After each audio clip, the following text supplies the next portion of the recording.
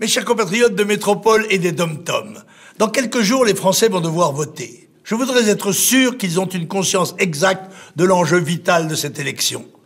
Leur vote sera peut-être le dernier dans un pays qui a déjà perdu l'essentiel de sa souveraineté au profit de l'Europe de Bruxelles, où se décident plus de 70% des lois françaises.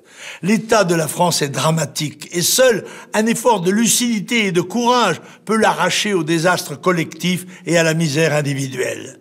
En 30 ans de gouvernement PS, UDF, UMP, la France est passée du 4e rang mondial au 17e. Il est entré 10 millions d'immigrés dont nous avons dû assurer l'essentiel des frais de logement, d'école, d'hôpitaux, d'aide sociale. Et il continue d'entrer à la cadence de 400 000 par an, aggravant toutes les difficultés françaises. La France a, non pas 2, mais 5 millions de chômeurs réels. 7 millions de Français doivent vivre avec moins de 700 € par mois. Et il y a 14 millions de travailleurs pauvres. Notre balance commerciale est en déficit grave, ainsi que les caisses de tous les régimes sociaux. Tous les gouvernements ont dépensé en recourant depuis 30 ans à l'emprunt, au point que notre dette est vertigineuse. 2 500 milliards d'euros.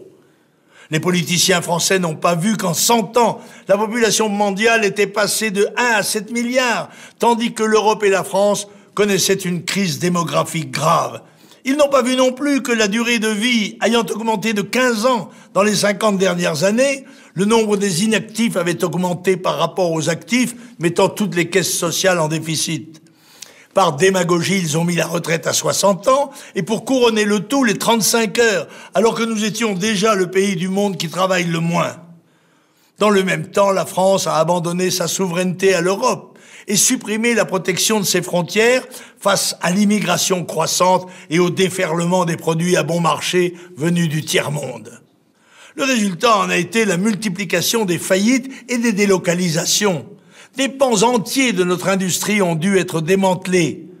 Nous avons perdu 2 millions d'emplois industriels, 3 millions d'emplois agricoles, 1,5 million d'emplois dans l'artisanat et le commerce. Et si rien n'est fait, le pire est devant nous.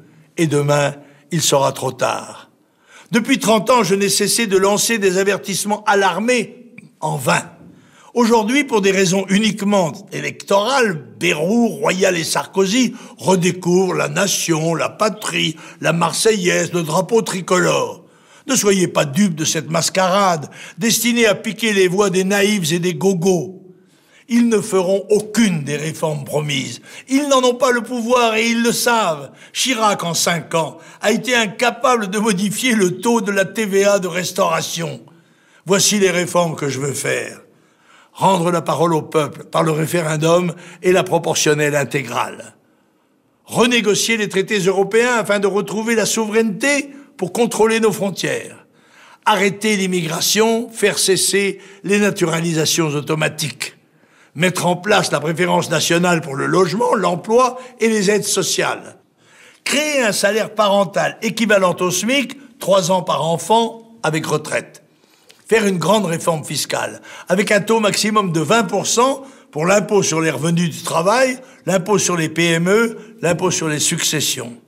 La prise en charge par l'État de 200 € par mois de charges salariales pour les salaires SMIC et 1,4 fois le SMIC, amenant le salaire net à la hauteur du salaire brut.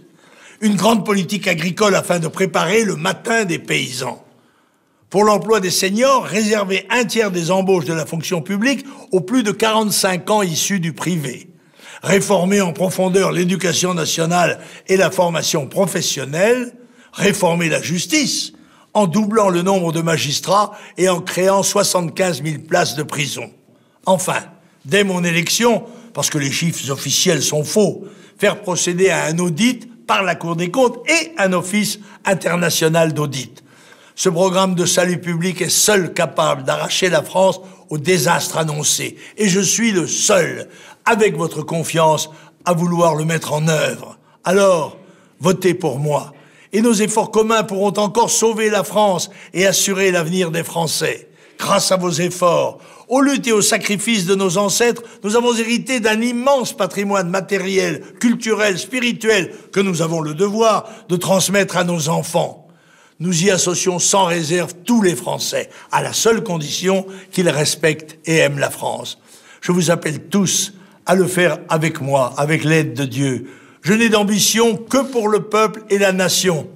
Vive la République, vive la France.